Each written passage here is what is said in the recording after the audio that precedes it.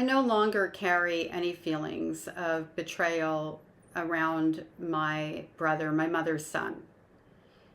And when he rejected me, I didn't look at that as a betrayal even at the time. I think I was so focused on the abandonment, the rejection, and the heartbreak of it that that never came into play for me.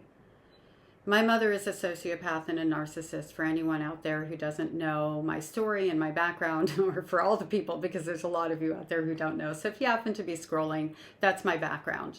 And I've been a no contact survivor for over 30 years.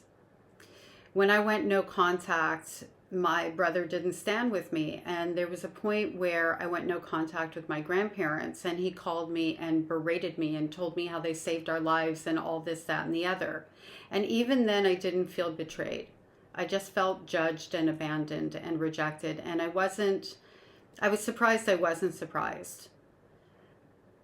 My brother had 4 stepfathers. I had 3, because his father was the first marriage. My brother is 5.5 years older.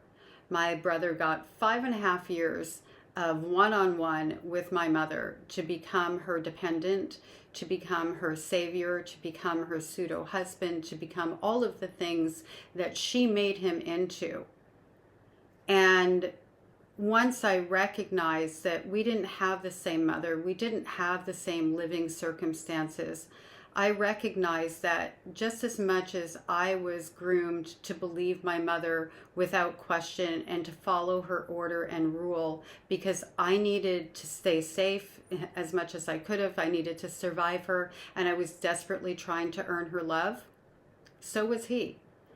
And the way he received her love was through care and loyalty. That's how they bonded. He became something different to her, which also falls into him becoming her golden child at some point in time. And throughout all of that, I'm running away from home. The family narrative from the time I'm 4 years old is I'm a family liar, and my brother's 5.5 years older, and he's drinking the Kool-Aid. He's also a child. Here's where it falls apart but doesn't trigger me. Now he's an adult. And I think if there were anything that I wasn't going to forgive him for, because all of the rest of it, I don't even look at a forgiveness attached to it. I don't believe in giving forgiveness for the unforgivable and for people who aren't earning forgiveness. I don't believe in that. That's my personal journey of my relationship with forgiveness. I accept what can't be changed. I accept that I have to heal from things that I should have never had to heal from. I forgive myself for things that I did that I'm not proud of to others and myself during my healing process. But forgiveness is just not a big part of my life. I don't see the point of forgiving someone who's absent from my life and who hasn't done anything to earn it.